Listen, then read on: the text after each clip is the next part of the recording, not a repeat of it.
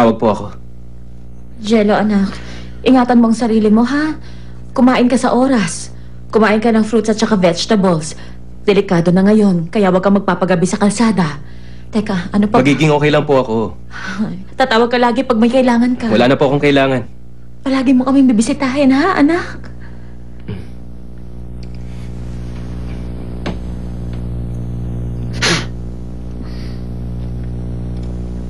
Bye-bye, Carlo.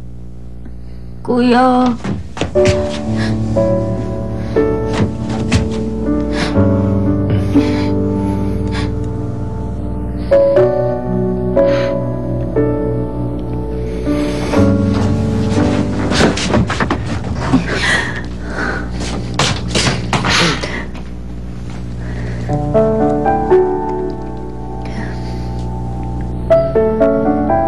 Wala na siya.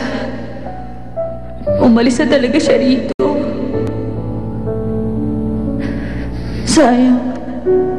Nasasanay na ako makasama siya sa bahay. Kahit na lagi niya ako sinusungitan. Kahit lagi niya ako sinisigawan. At kahit na malamig ang pagtrato niya sa akin, gusto ko pa rin siyang kasama.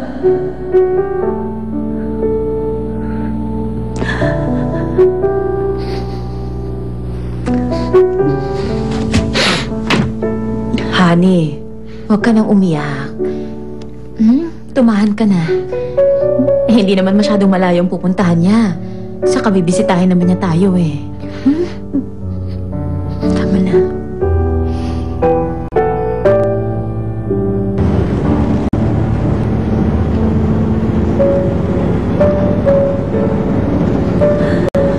So wala ngayon. Sa school ko na lang makikita si Jello. Siguradong kakalimutan na niya ako.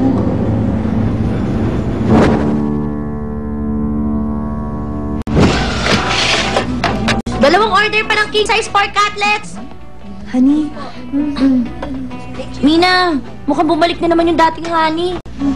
Parang nung nasa high school pa tayo. Ayan na! Ayan na! Uy! Honey!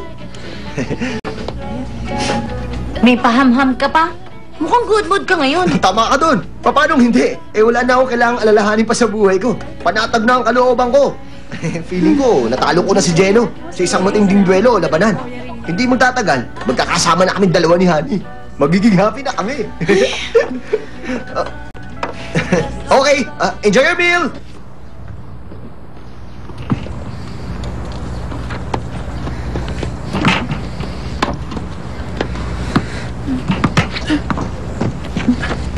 Okay ka lang? Sorry ha.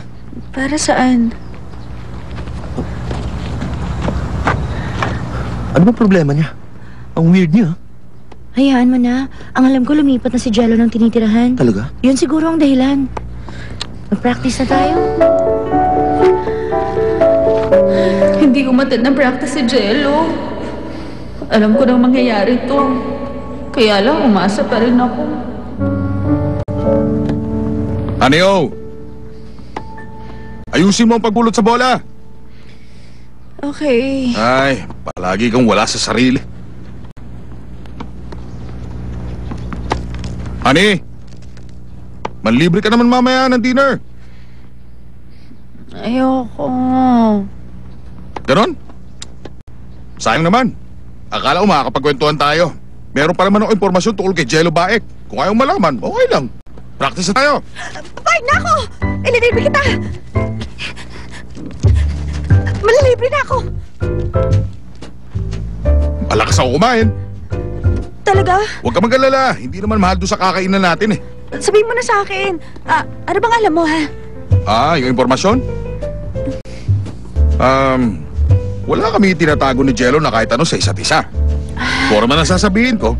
Sa ating dalawa lang yun. Wala ibang makakaalam. Pagkatapos ng practice, dadaling kita sa kanya. Talaga?